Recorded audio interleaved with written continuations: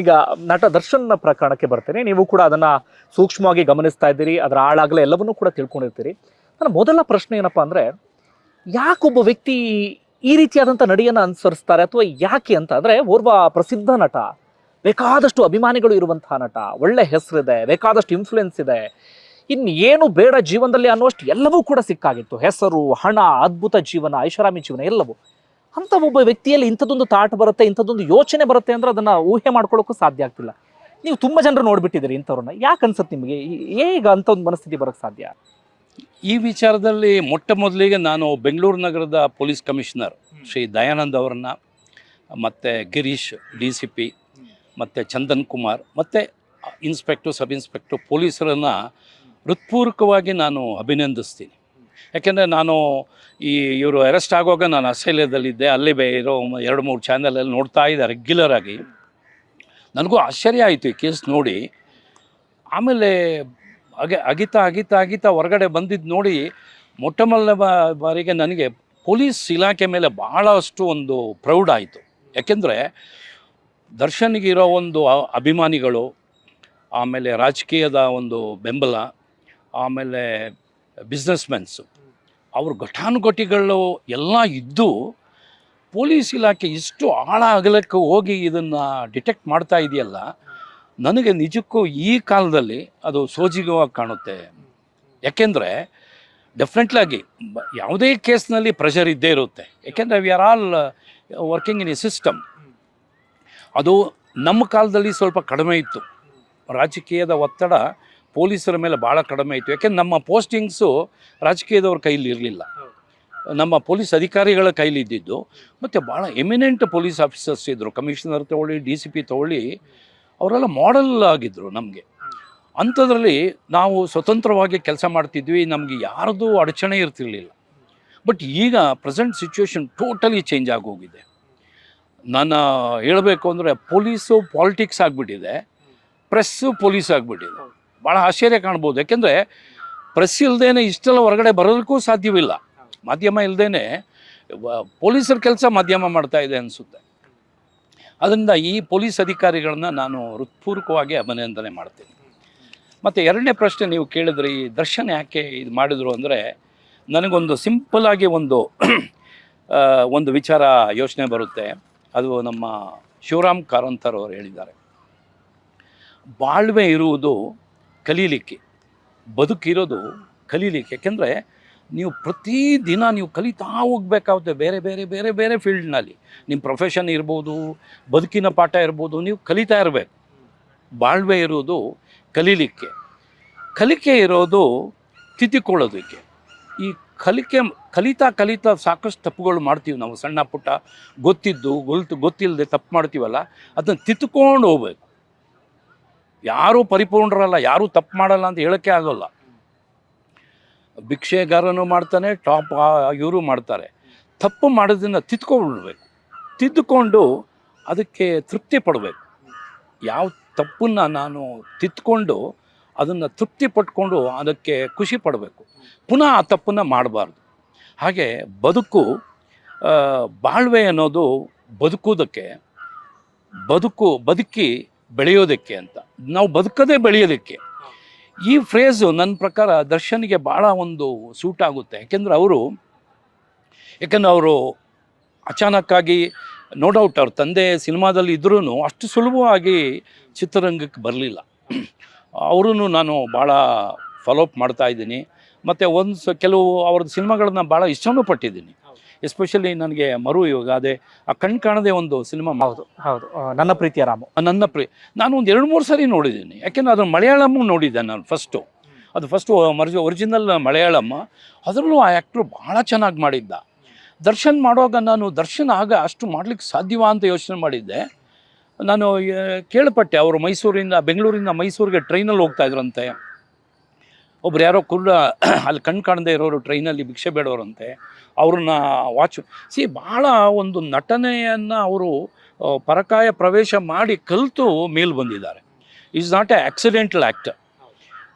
Light boy ಆಗಿ ಇವರಿಂದ ಬೈಸ್ಕೊಂಡು, ಅವಮಾನಕ್ಕೀಡಾಗಿ, ತಲೆ ಮೇಲೆ ಓಡಿಸ್ಕೊಂಡು ಈ ಮಟ್ಟಕ್ಕೆ ಬೆಳೆದ ವ್ಯಕ್ತಿ ಇವತ್ತು ನೋಡುವಾಗ ನನಗನ್ಸುತ್ತೆ ಜೀವನ ಎಷ್ಟು ವಿಚಿತ್ರ ಅನಿಸ್ಬಿಡುತ್ತೆ.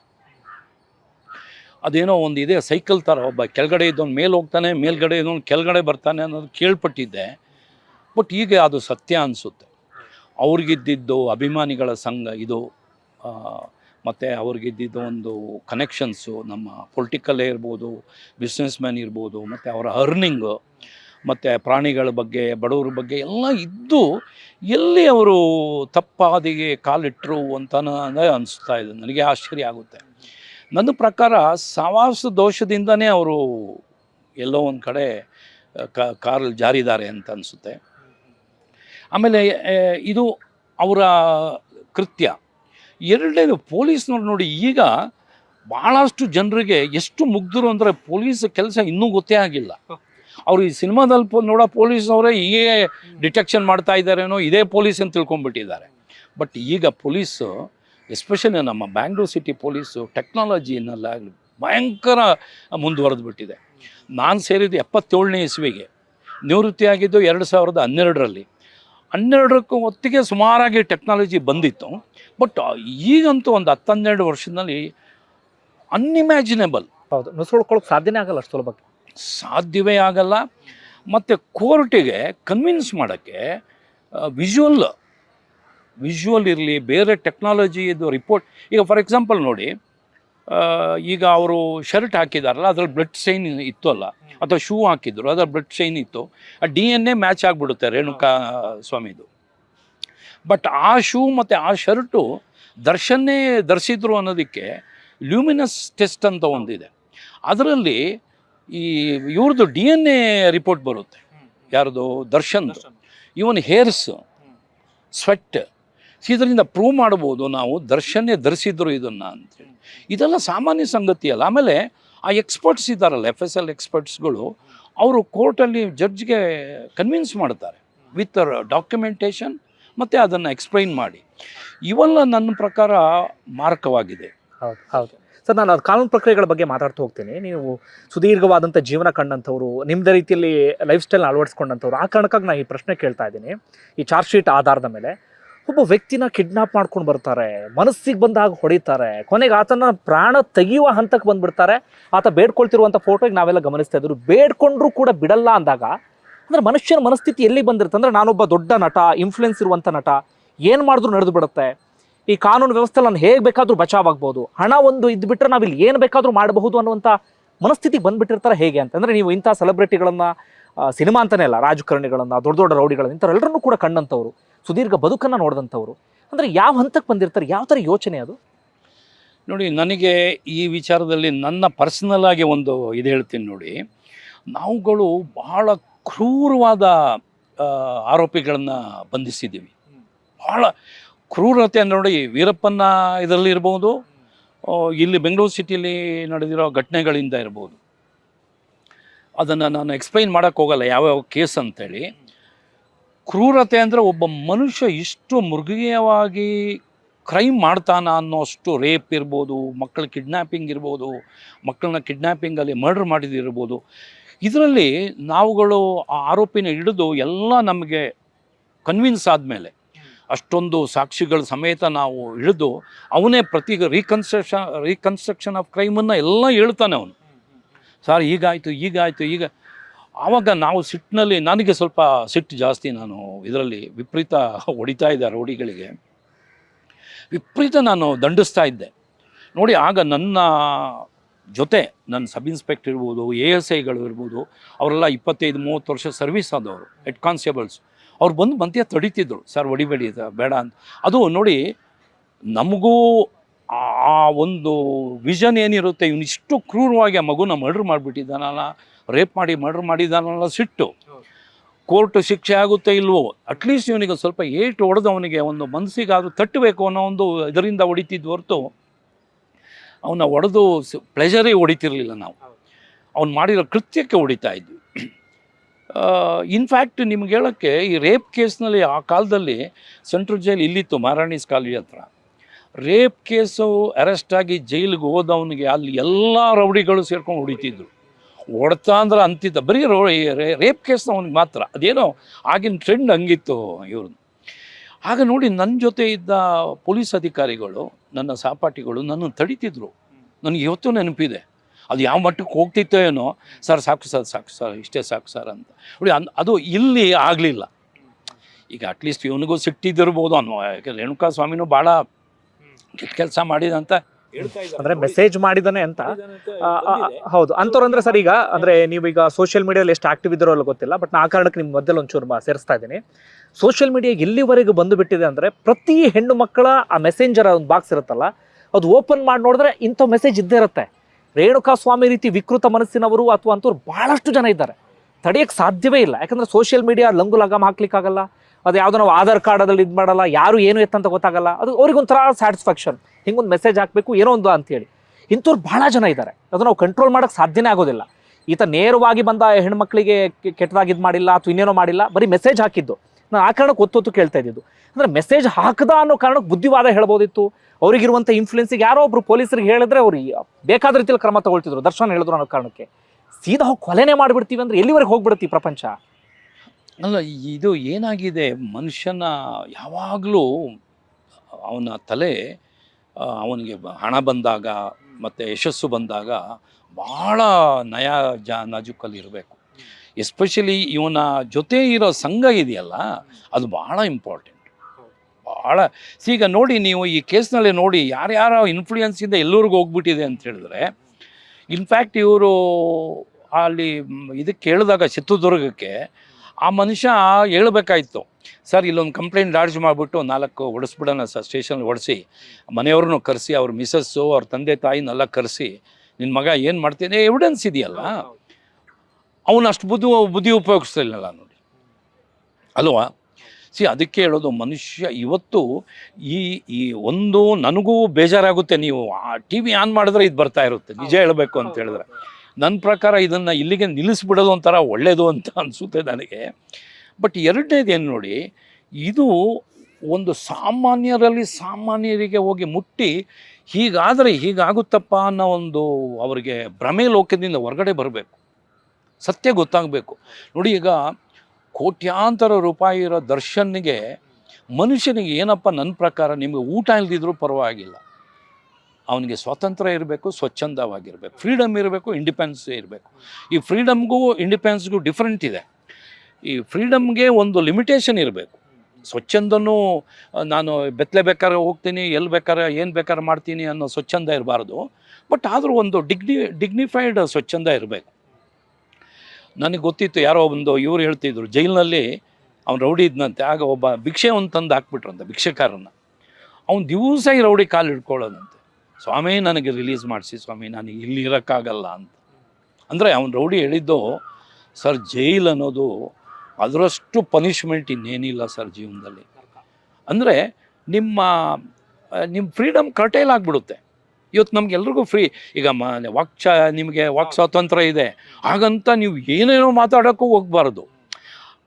ನಾವು ಮಾತಾಡೋದ್ರಲ್ಲಿ ಒಬ್ಬ ಸಾಮಾನ್ಯ ಜನರಿಗೆ, ಹೌದು ಇವ್ರು ಹೇಳ್ತಾ ಇರೋದು ಸತ್ಯ, ನಾವು ನಮ್ಮ ಇದರಲ್ಲಿ ಕಾನೂನು ಚೌಕಟ್ಟಿನಲ್ಲಿ ಇರಬೇಕು ಅನ್ನೋ ಒಂದು ಇದು ಬರಬೇಕು, ವಿಚಾರ ಬರಬೇಕು. ಸುಮ್ಮನೆ ಒಬ್ಬನ್ನ ಸ್ಯಾಡಿಸ್ಟಿಕ್ ವೇನಲ್ಲಿ ಕಂಡಮ್ ಮಾಡೋದು, ತಪ್ಪಾಗಿದೆ ಅಂತ ಹೇಳೋದು, ಇದನ್ನು ದೊಡ್ಡದು ಮಾಡಿಕೊಂಡು ಹೋಗೋದ್ರಲ್ಲಿ ನನಗೆ ಅರ್ಥ ಕಾಣಲ್ಲ. ಯಾಕೆಂದರೆ ಮೀಡಿಯಾನ ಆದಷ್ಟು ಒಂದು ಒಳ್ಳೆಯದಕ್ಕೆ ಬಳಸ್ಕೋಬೇಕು ನಾವು ಅಂತ ನನ್ನ ಒಂದು ಇದು. ಇವ್ರಿಗೂ ಅಷ್ಟೇ, ಒಂದು ಅಲ್ಲಿ SP ಒಂದು ಫೋನ್ ಮಾಡಿದ್ರೆ ಸಾಕಾಗಿತ್ತು. ಅವ್ರಿಗೆ ಒಂದು SP ಒಂದು ಫೋನ್ ಮಾಡಿದ್ರೆ ಸಾಕಾಗಿತ್ತು. ಅವರು ಭಾಳ ಚೆನ್ನಾಗಿ ಆ್ಯಕ್ಷನ್ ತೊಗೊಂಡ್ಬಿಡೋರು. ಅವರು ಒಂದು ಕಂಪ್ಲೇಂಟ್ ತಗೊಂಡು, ಇದೆಲ್ಲ ಇತ್ತು, ತಗೊಂಡು ಅವನಿಗೆ ಕರೆಸಿ ಬುದ್ಧಿ ಹೇಳಿ ಸರಿ ಮಾಡಿಬಿಟ್ಟಿದ್ರೆ ಅದನ್ನು ದರ್ಶನ್ ಮಾಡಬೇಕಾಗಿತ್ತು. ಯಾಕೆಂದರೆ ನಮಗೆ ಫಾಲೋವರ್ಸ್ ಇರ್ತಾರೆ, ಫ್ಯಾನ್ಸ್ ಇರ್ತಾರೆ. ಈಗ ನನಗೂ ಭಾಳಷ್ಟು ಫ್ಯಾನ್ಸ್ ಇದ್ದಾರೆ. ನನ್ನ ಬುಕ್ ಓದಿ ಅವ್ರುಗಳು ಏನೇನೋ ಅವ್ರು ತೊಂದರೆ ಇದ್ದಾಗ ಫೋನ್ ಮಾಡ್ತಾರೆ. ನಾನು ಆದಷ್ಟು ಕೈಲಾದ ಕೆಲಸ ಅವ್ರಿಗೆ ಹೆಲ್ಪ್ ಮಾಡ್ತೀನಿ. ಇದನ್ನು ಮಾಡಬೇಕೇ ಹೊರತು ನಾವೇ ಕಾನೂನನ್ನು ನೋಡಿ, ನಾನು ಪೊಲೀಸ್ ಅಧಿಕಾರಿ ಆಗಿದ್ದೆ, ಆವಾಗ ಕಾನೂನನ್ನು ಕೈಗೆ ತೊಗೊಳಕ್ಕಾಗಲ್ಲ. ಪೊಲೀಸ್ ಅಧಿಕಾರಿನೂ ಕಾನೂನನ್ನು ಚೌಕಟ್ಟೊಳಗಡೆ ಮಾತ್ರ ನಾವು ಮಾಡ್ಬೋದು. ಕಾನೂನನ್ನ ಒಂದು ಸ್ವಲ್ಪ ಮೀರಿದರೆ ಕುತ್ತಿಗೆಗೆ ಬಂದ್ಬಿಡುತ್ತೆ, ಪೊಲೀಸ್ ಅಧಿಕಾರಿಗಳಿಗೆ ಬಂದ್ಬಿಡುತ್ತೆ. ಸರ್, ಈ ಕಾನೂನು ಪ್ರಕ್ರಿಯೆ ವಿಚಾರಕ್ಕೆ ಬರ್ತೀನಿ.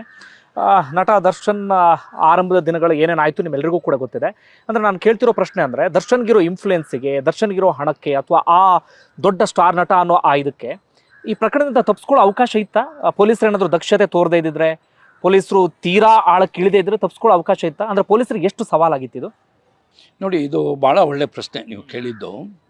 ಇದರಲ್ಲಿ ತಪ್ಪಿಸ್ಕೊಳ್ಳೋದು ಇತ್ತು, but as a police officer ಆಗಿ, ಪ್ರೊಫೆಷನಲ್ ಪೊಲೀಸ್ ಆಫೀಸರ್ ಆಗಿ ಅದಕ್ಕೆ ನಾನು ಒಪ್ಪಲ್ಲ. ಕ್ರೈಮ್ ಮಾಡಿದ ಮೇಲೆ ಈ has to face, there is no other go. But escape ಆಗೋ ಮಾರ್ಗ ಇತ್ತು ಒಂದು. ಎರಡನೇದು ನೋಡಿ, ಪೊಲೀಸ್ ಆಫೀಸರ್ಸು ಭಾಳ ಒಳ್ಳೆ ಕೆಲಸ ಮಾಡಿದ್ದಾರೆ. ಇದು ಅವರ ಟೇಬಲ್ಗೆ ಬಂದು ಬಿದ್ದರು ಯಾರು ಅಕ್ಯೂಸ್ಗಳು.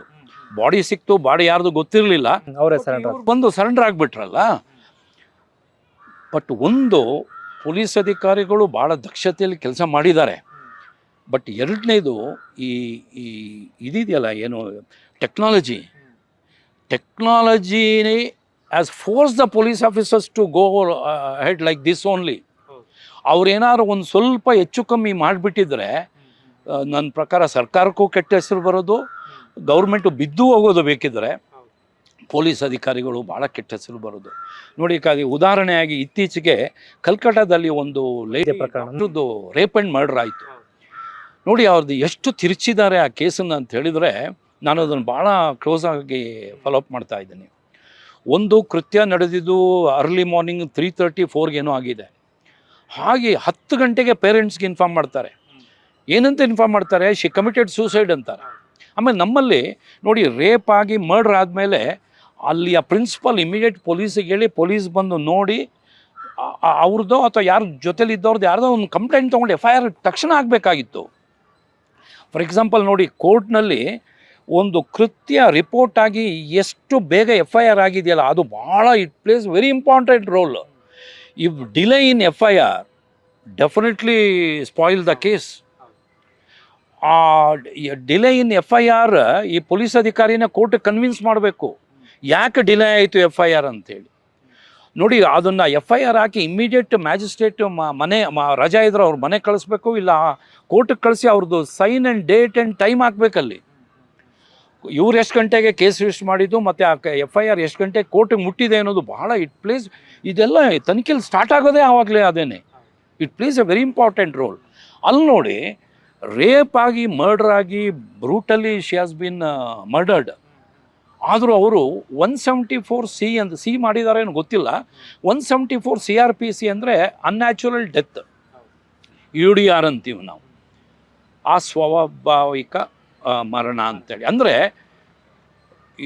ಸ್ವಲ್ಪ ಅನುಮಾನ ಇದೆ, ಇದು ಸತ್ತೋಗಿದ್ದಾರೆ ಬಟ್ ಅನುಮಾನ ಇದೆ ಅಂತ. ಅಲ್ಲಿ ಆ್ಯಕ್ಚುಲಿ ಮರ್ಡರ್ ಕೇಸ್ ರಿಜಿಸ್ಟರ್ ಮಾಡಬೇಕಾಯ್ತು ಫಸ್ಟೇ. ನೋಡಿ, ಇಲ್ಲಿ ತಕ್ಷಣ ತೊಗೊಂಡಿದ್ದಾರೆ. ಇವರು UDR ಬಾಡಿ ಸಿಕ್ತು, UDR ಮಾಡಿಬಿಡ್ಬೋಯಿತ್ತು ಇಲ್ಲಿ ಪೊಲೀಸ್ನವರು, ಬಟ್ ಇವರು ಮಾಡಿಲ್ಲ. ಏಕೆಂದರೆ ಇಲ್ಲಿ ಪೊಲೀಸ್ ಅವರ ಒಂದು ಸರ್ಕಲ್, DCP, ACP, ಇನ್ಸ್ಪೆಕ್ಟ್ರು ಮತ್ತು ಕಮಿಷನರ್ ತಕ್ಷಣ ಕೂತ್ಕೊಂಡಿದ್ದಾರೆ. ಕೂತ್ಕೊಂಡಾಗ ನನಗನ್ನಿಸ್ತಾ ಇದೆ ಒಂದು ಲೀಡ್ ಅವ್ರಿಗೆ ಆಗಲೇ ಸಿಕ್ಕಿರಬೇಕು. ಯಾಕೆಂದರೆ ಇವ್ರು ಹೋಗಿ ಅವ್ರು ಸಬ್ ಇನ್ಸ್ಪೆಕ್ಟ್ರಿಗೆ ಹೋಗಿ ಏನೋ 30 ಲಕ್ಷ ಕೊಡ್ತೀವಿ ಕೇಸ್ ರಿಜಿಸ್ಟರ್ ಮಾಡಿದೆ. ಸಬ್ ಇನ್ಸ್ಪೆಕ್ಟ್ರ್ ನೋಡಿ ಅವನು ಅಪ್ರಿಷಿಯೇಟ್ ಮಾಡಬೇಕು. ಅವನು ತಕ್ಷಣ ನನಗೆ ಯಾಕೆ 30 ಲಕ್ಷ ಕೊಡ್ತಾರೆ ಅಂತ ಯೋಚನೆ ಮಾಡಿದ್ದಾರೆ ಅಂತ ಕೇಳ್ಪಟ್ಟೆ ನಾನು. Definitely that is presence of mind. ಆ ಸಬ್ ಇನ್ಸ್ಪೆಕ್ಟ್ರ್ ಇದೊಂದರಿಂದ ಅವರ ಇಡೀ ಸರ್ವಿಸ್ನಲ್ಲಿ ಒಳ್ಳೆಯ ಹೆಸರು ತೊಗೊಳ್ತಾರೆ. ಎಲ್ರಿಗೂ ಅವ್ರ ಬಗ್ಗೆ ಒಂದು ವಿಶ್ವಾಸ ಬರುತ್ತೆ. ಅವನು ಆವಾಗಲೇ ಆ 30 ಲಕ್ಷಕ್ಕೆ ಈಲ್ಡ್ ಆಗಿಬಿಟ್ಟು ಇದನ್ನು ಏನಾದ್ರು ಟ್ವಿಸ್ಟ್ ಮಾಡೋಕ್ಕೆ ಹೋಗಿದ್ರೆ ಇವತ್ತು ಅವನು ಇನ್ವಾಲ್ವ್ ಆಗ್ತಿದ್ದ ಕೇಸು 17ರಲ್ಲಿ 18ನೇ ಆಗಿಬಿಡೋನು ಅವನು, ಆಯಿತಾ. ಬಟ್ ಪೊಲೀಸ್ ಆಫೀಸರ್ಸ್ ಯಾವಾಗಲೂ ನಮ್ಮಲ್ಲಿ ಹೇಳ್ತೀವಿ ಕ್ರಿಮಿನಾಲಜಿಲಿ ಪ್ರೀಕನ್ಸೀವ್ಡ್ ಥಿಯರಿ ಅಂತ. ಪ್ರೀಕನ್ಸೀವ್ಡ್ ಥಿಯರಿ ಅಂದರೆ ಯಾವುದೇ ಒಂದು ಕೃತ್ಯ ಕ್ರೈಮ್ ರಿಪೋರ್ಟ್ ಆದಾಗ ಸಡನ್ ಕನ್ಕ್ಲೂಷನ್ ಬರಬಾರ್ದು. ಮೈಂಡ್ ಓಪನ್ ಇಟ್ಕೊಂಡು ಯಾರೇ ನಮಗೊಬ್ಬ ಇನ್ಫಾರ್ಮೆಂಟ್ ಬಂದು ಹೇಳ್ಬೋದು, ಸರ್ ಇವನೇ ಮಾಡಿದ್ದು ಅಂತ, ತಕ್ಷಣ ನಂಬಾರ್ದು. ದಟ್ ಈಸ್ ಕಾಲ್ಡ್ ಪ್ರೀಕನ್ಸೀವ್ಡ್ ಥಿಯರಿ ಅಂತ. ನಮ್ಮ ಕನ್ನಡದಲ್ಲಿ ಏನೋ ಒಂದು ವರ್ಡ್ ಇದೆ ಅದಕ್ಕೆ. ಅದನ್ನು ತಲೆಯಲ್ಲಿ ನಮಗೆ ಇದು ಆಗಲೇ ಇವನೇ ಮಾಡಿದ್ದಾನೆ ಹಿಂಗೆ ಆಗಿರ್ಬೋದು ಅಂತ ನಂಬಿಡಬಾರ್ದು. Police officer should have a vast and very open mind.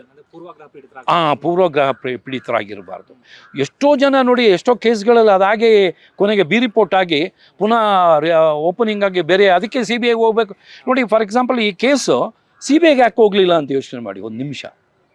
ಖಂಡಿತ ಸಿ ಬಿ ಐಗೆ ಹೋಗ್ಬೋದಿತ್ತು ಈ ಕೇಸು, ಬಟ್ ಡಿಟೆಕ್ಟ್ ಮಾಡಿರೋ ಒಂದು ಏನಿದೆ. ಮತ್ತು ಎರಡನೇದು, ನಾನು ಸರ್ಕಾರನೂ ಅಪ್ರಿಷಿಯೇಟ್ ಮಾಡ್ತೀನಿ ಇದರಲ್ಲಿ. Home minister, C M free hand ಕೊಟ್ಟಿದ್ದಾರೆ ಇವರಿಗೆ. ಅವ್ರು ನನ್ನ ಪ್ರಕಾರ ನೋಡಪ್ಪ, ಕಾನೂನು ಹೆಂಗಿದೆ ಹಂಗೆ ಮಾಡು ಅಂತ ಬಿಟ್ಬಿಟ್ಟಿದ್ದಾರೆ. ಅಲ್ಲೂ ಭಾಳ ಪ್ರೆಷರ್ ಆಗಿದೆ, ನನಗೆ ಗೊತ್ತು ಯಾರ್ಯಾರು ಪ್ರೆಷರ್ ಮಾಡಿದ್ದಾರೆ ಅನ್ನೋರು ಗೊತ್ತು, ಯಾರೇ ಅಂತ. ಬಟ್ ಅಲ್ಲಿ ಇದಾಗಿಲ್ಲ.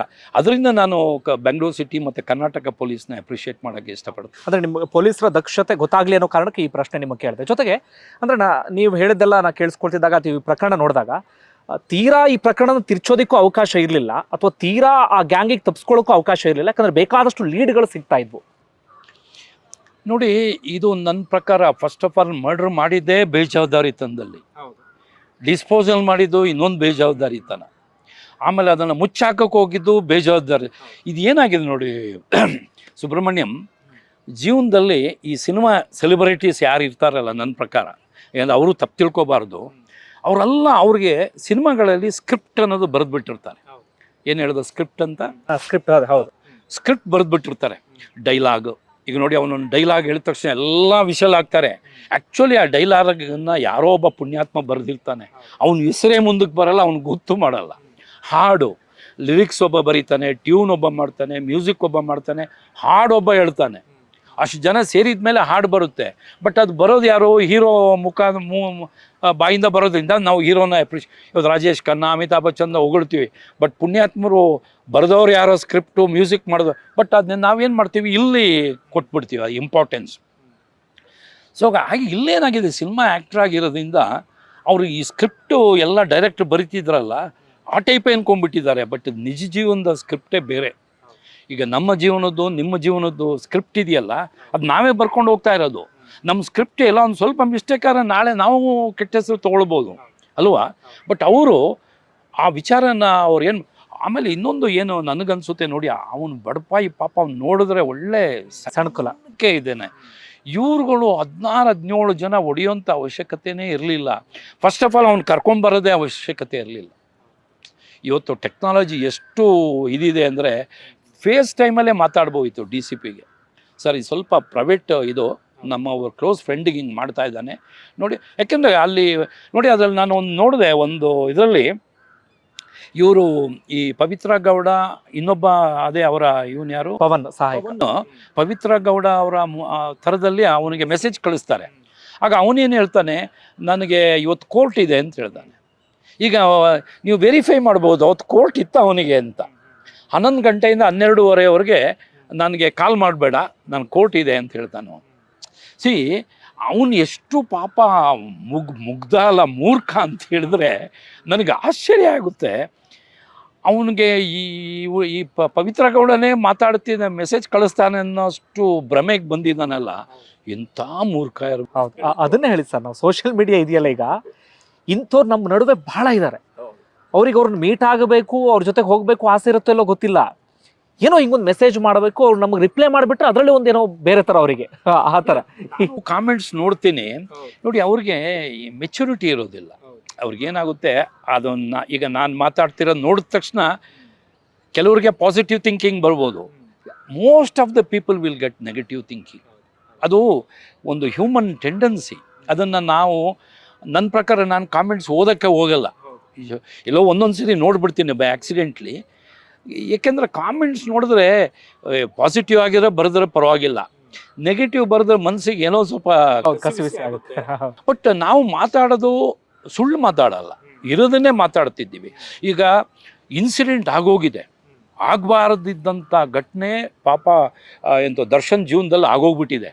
ಒಳ್ಳೇದಕ್ಕಾಯ್ತೋ ಕೆಟ್ಟದಕ್ಕಾಯ್ತೋ ಏನು ಅದು ಜನ ನಿರ್ಧಾರ ಮಾಡ್ಕೋಬೇಕು. ಒಂದು, ಎರಡನೇದು, ಈ ಮ್ಯಾಟರ್ ಬ್ಯೂಟಿಫುಲ್ ಆಗಿ ಇನ್ವೆಸ್ಟಿಗೇಷನ್ ಆಗಿದೆ. ನನ್ನ ಪ್ರಕಾರ ಇದು it is a challenge to the Bangalore city police. ಒಂದು ಡಿಟೆಕ್ಷನ್ನು, ಇನ್ನೊಂದು ಕನ್ವಿಕ್ಷನ್ನು. ಈಗ ನಾನು ಕೆಲವು ಕೇಸ್ ಡಿಟೆಕ್ಟ್ ಮಾಡಿದಾಗ ಕಮಿಷನ್ ನಾನು ಕರೆದು ನನಗೆ ಹೇಳೋದು, ಅಶೋಕ್ ಇದೊಂದು ಮಾಡೆಲ್ ಕೇಸ್ ಆಗಿ ನೀನು ಇನ್ವೆಸ್ಟಿಗೇಷನ್ ಮಾಡಬೇಕಮ್ಮ. ಆವಾಗ ನಮ್ಗೇನು ಅನಿಸುತ್ತೆ ಗೊತ್ತಾ, ಕನ್ವಿಕ್ಷನ್ ತಗೊಳ್ಳೇಬೇಕು. ಒಂದು ಹೆಣ್ಮಗಳನ್ನ ಒಂದು ಲಾಡ್ಜಿಗೆ ಕರ್ಕೊಂಬಂದು ರೇಪ್ ಮಾಡಿ ಮರ್ಡರ್ ಮಾಡಿಬಿಡ್ತಾನೆ ಅವನು. ಆ ಕೇಸನ್ನ ಭಾಳ ಚೆನ್ನಾಗಿ ಪತ್ತೆ ಮಾಡಿದ್ವಿ. ಅವನೇನು ಮಾಡ್ತಾನೆ, ಹೋಗುವಾಗ ರೂಮ್ಗೆ ಕೀ ಹಾಕ್ಬಿಟ್ಟು ಕೀ ತೊಗೊಂಡೋಗಿ ಬ್ಯಾಟ್ರಾಂಪುರದ ಹತ್ರ ಬಿಸಾಕ್ಬಿಡ್ತಾನೆ ಅದು.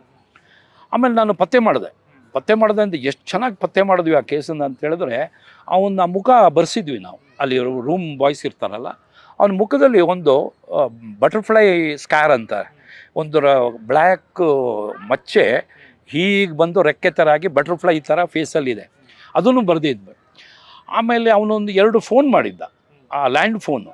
ಒಂದು ಯಶವಂತಪುರ ಒಂದು ಗ್ಯಾರೇಜಿಗೆ ಮಾಡಿದ್ದ, ಒಂದು ಚಿಕ್ಕಪೇಟೆಯಲ್ಲಿ ಒಬ್ಬರು ಬಿಸ್ನೆಸ್ ಮ್ಯಾನಿಗೆ ಮಾಡಿದ್ದ. ನಮ್ಗೆ ಅಲ್ಲೂ ಟ್ರ್ಯಾಕ್ ಆಗಲಿಲ್ಲ ಯಶವಂತಪುರದಲ್ಲಿ, ಅದು ಪಬ್ಲಿಕ್ ಫೋನು.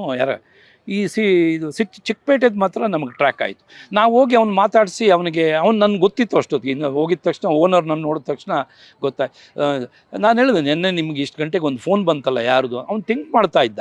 ನಾನು ಆ ಫೋಟೋ ಬರೆದಿದ್ರಲ್ಲ, ನಮ್ಮ ಸ್ಕೆಚ್ ಮಾಡೋನು ನಾವು ಬರೆಸ್ತೀವಿ, ಅದು ತೋರಿಸಿದ ತಕ್ಷಣ ಅವನ ಹೆಸರು ಹೇಳ್ಬಿಟ್ಟ. ಸರ್ ಇವನೇ. ಯಾಕೆ ಫೋನ್ ಮಾಡಿದೆ ಸರ್? ಅವನು ಏನೋ ಹುಡುಗಿ ಹುಡುಕ್ತಾ ಇದ್ದಾನೆ, ಅದಕ್ಕೆ ಆ ಹುಡುಗಿ ಇದು ಮಾಡ್ತಾರಲ್ಲ, ಏನು ಹೇಳೋದು, ಹುಡುಗಿದು ಸಂಬಂಧ ತರಲ್ಲ ಮಧ್ಯ ಬ್ರೋಕರ್. ಅದು ಯಾರ್ದೋ ಒಬ್ಬನ ನಂಬರ್ ಬೇಕಾಗಿತ್ತು ಸರ್. ಆಮೇಲೆ ನಾನು ಫೋನ್ ಬಂದು ಇಸ್ಕೊಂಡು ಹೋದ, ನಂಬರ್ ಇಸ್ಕೊಂಡು ಹೋದ ಅಂತ. ಆಮೇಲೆ ನಾವು ಅವನಿಗೆ ಟ್ರ್ಯಾಕ್ ಮಾಡಿ ಇವನು ಈ ಪಿಂಪ್ ಬ್ರೋಕರ್ ಮಾತಾಡ್ದಂಗೆ ಮಾತಾಡಿ ಒಂದು ಕಡೆ ಕರೆಸಿ ಹಿಡಿದ್ಬಿಟ್ವಿ. ಅವನು ಸ್ಟೈಲಾಗಿ ಬಂದ. ಆಗಲೇ ಇದಕ್ಕೆ ಹೋಗಿ ನಮ್ಮ ನ್ಯಾಷನಲ್ ಮಾರ್ಕೆಟ್ಗೆ ಹೋಗಿ ಜೀನ್ಸ್ ಪ್ಯಾಂಟು, ಕೂಲಿಂಗ್ ಗ್ಲಾಸು, ಒಳ್ಳೆ ಶರ್ಟ್ ಗಿಟ್ ಹಾಕ್ಕೊಂಡು ಟ್ರಿಮ್ ಶೂ ಎಲ್ಲ ಹಾಕಿ ಬಂದ. ಅಂದರೆ ಹುಡುಗಿ ನೋಡೋದಕ್ಕೆ ಬಂದಂಗೆ ಬಂದುಬಿಟ್ಟ.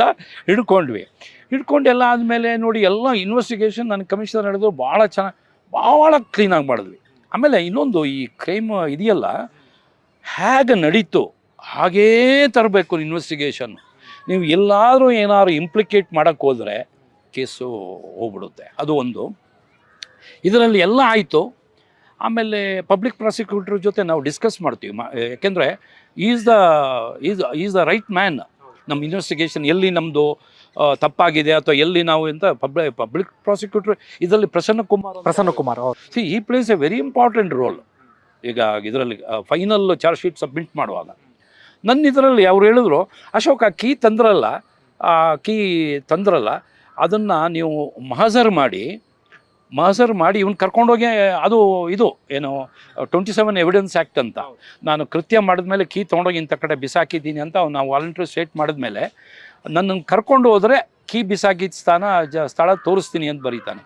ಅಲ್ಲಿ ಹೋಗಿ ನಾವು ಮಾಜರನ್ನ ಓಪನ್ ಆಗಿ ಇಟ್ಕೊಂಡು ಕ್ಲೋಸ್ ಮಾಡಲ್ಲ, ಮಾಜರ್ನ ರನ್ನಿಂಗ್ ಮಾಜರ್ ಅಂತೀವಿ. ಅಲ್ಲಿ ಹೋಗಿ ಪಂಚಾಯತ್ ಜೊತೆನೇ ಹೋಗಿ ಅದನ್ನು ಸೀಸ್ ಮಾಡಿ ಅಲ್ಲಿ ಬರೆದು ಪುನಃ ನಾವು ವಾಪಸ್ ಬರಬೇಕು ರೂಮಿಗೆ. ಬಂದು ಈ ಕೀನಲ್ಲಿ ರೂಮ್ ತೆಗಿಬೇಕು, ನಾವು ತೆಗೆದು ಅದೇ ಕೀ ಅಂತ. ಇಲ್ಲದ್ರೆ ನಾಳೆ ಡಿಫೆನ್ಸ್ ಲಾಯರ್ ಏನು ಕೇಳ್ತಾರೆ ಅಂದರೆ, ಸರ್ ನೀವು ಕೀ ಸೀಸ್ ಮಾಡಿದ್ರಲ್ಲ ಅದೇ ರೂಮಿನ ಕೀನಾ ಅಂತ ಕೇಳ್ತಾರೆ. ಆವಾಗ ನಮ್ಮದು ಮಾಜರ್ ಇರೋದಿಲ್ಲ, ತೆಗ್ದಿರಲ್ವಲ್ಲ. ಹೌದು ಅಂತ ಹೆಂಗೆ ಹೇಳ್ತೀರಾ ಸರ್? ಆ ಕೀ ನೀವು ಚೆಕ್ ಮಾಡಿದ್ರೆ, ಅದನ್ನು ಓಪನ್ ಮಾಡಿದ್ರೆ ಅಂದಾಗ ಹೌದು ಅಂತ ಹೇಳೋಕ್ಕಾಗಲ್ಲ, ಯಾಕೆಂದ್ರೆ ಮಾಜರ್ ಇರೋದಿಲ್ವಲ್ಲ. ಸಿ ಈ ಇನ್ವೆಸ್ಟಿಗೇಷನ್ ಈಸ್ ಅನ್ ಆರ್ಟ್. ಪ್ರತಿಯೊಂದು ಡಾಟು ಕನೆಕ್ಟ್ ಮಾಡಬೇಕು. ನಾಟ್ ಓನ್ಲಿ ಡಾಟು, ಏನಂದರೆ ಈ ಲಿಂಕ್ ನಾವು ನಮಗೆ ಹೇಳ್ಕೊಡೋದು ಏನಂದ್ರೆ ಲಿಂಕ್ ಸ್ಟ್ರಾಂಗ್, ಒಂದಕ್ಕೊಂದು ಲಿಂಕ್ ಹೋಗಿ ಲಾಸ್ಟಿಗೆ ಜಡ್ಜ್ಮೆಂಟಿಗೆ ಬಂದು ನಿಲ್ಲಬೇಕು. ಆ ಲಿಂಕ್ ಎಲ್ಲೂ ವೀಕ್ ಆಗಬಾರ್ದು. ನಾವು ಫಸ್ಟಿಂದ ನೋಡಿ, ಈಗ ಬಾಡಿ ಸಿಕ್ತು, ಅವ್ನು ಯಾರೋ ಹೇಳ್ದ, ಬಾಡಿ ಹೋಗಿ ಸ್ಪಾಟ್ ಇದು ಮಾಡ್ತಾರೆ, ಅನ್ನೋನ್ ಬಾಡಿ, ಅದನ್ನು ಮಾಜರ್ ಮಾಡಿ ಇಮಿಡಿಯೇಟ್ ಅದನ್ನು ಇದಕ್ಕೆ ಶಿಫ್ಟ್ ಮಾಡಿರ್ತಾರೆ. ಆಮೇಲೆ ಸ್ಟೇಷನ್ ಬಂದು ಅಷ್ಟೊತ್ತಿಗೆ ಅಲ್ಲಿ CCTV ನೋಡ್ತಾ ಇರ್ತಾರೆ. ಅಲ್ಲೊಂದು ಇದು ಹೋಗಿದ್ದು ಕಾಣುತ್ತೆ, ಆಟೋ ರಿಕ್ಷಾನೋ ಅಥವಾ ಒಂದು ಟಾಟಾ ಸುಮೋನೋ ಅಥವಾ ಸ್ಕಾರ್ಪಿಯೋನೋ ಏನೋ, ಸ್ಕಾರ್ಪಿಯೋ ವೈಟ್. ಅದನ್ನು ಅದು ಹಂಗೇ ಹೋಗಬೇಕು ಲೀಡಿದು. ಅಲ್ಲಿ ಹೋಗಿ ಅಷ್ಟೊತ್ತಿಗೆ ಇವ್ರು ಬಂದು ಸರೆಂಡರ್ ಆದಾಗ ಡೌಟ್ ಬಂದು ಅವ್ರನ್ನ ಇಂಟ್ರಾಗೇಷನ್ ಮಾಡ್ತಾ ಅವ್ರು ಬಾಯಿ ಬಿಟ್ಟ ತಕ್ಷಣ ಇದನ್ನು ಚೆಕ್ ಮಾಡಿದ್ವಿ ನಾವು, ಟವರ್. ಇದು ಹೇಗೆ ಹೋಗುತ್ತೆ ಅಂದರೆ it is A running commentary. ಎಲ್ಲೂ ಬ್ರೇಕ್ ಆಗಬಾರ್ದು ಇದು. ಇಲ್ಲಿ ಈ ಕೇಸ್ನಲ್ಲಿ ಪ್ಲಸ್ ಪಾಯಿಂಟ್ ಏನಂತ ಹೇಳಿದ್ರೆ, ಒಂದು ಫ್ರೆಶ್ ಆಗಿ ಸಿಕ್ಬಿಟ್ರು ಇವ್ರ ಅಕ್ಯೂಸು. ಮರ್ಡರ್ ಆಗಿದ್ದು ವಿತಿನ್ 24 ಅವರ್ಸಲ್ಲಿ. ಯೂಶ್ವಲಿ ನೋಡಿ, ಒಂದು ಮರ್ಡರ್ ಕೇಸಲ್ಲಿ ನನ್ನ ಪ್ರಕಾರ 7 days 8-10 days is the crucial time. ಆ 7-10 days ನೀವು ಪತ್ತೆ ಆಗಿಬಿಟ್ರೆ ಕೇಸು ಡೆಫಿನೆಟ್ ಕನ್ವಿಕ್ಷನ್ ತೊಗೊಳ್ಬೋದು, ಡಿಟೆಕ್ಟ್ ಆಗುತ್ತೆ. ಒಂದು ಸರಿ 10 ದಿವಸ ಆಗಿ ಹೋಗ್ತಾ ಹೋಗ್ತಾ ಹೋಗ್ತಾ ಹೋಗ್ತಾ ಈ ಏನು ಹೇಳೋದು ಸುಳ್ಳು ಮಾಹಿತಿಗಳು ಬರೋಕ್ಕೆ ಶುರು ಆದ ತಲೆ ಮೇಲೆ ಹೊಡೆದಂಗೆ ಬಂದ್ಬಿಡುತ್ತೆ.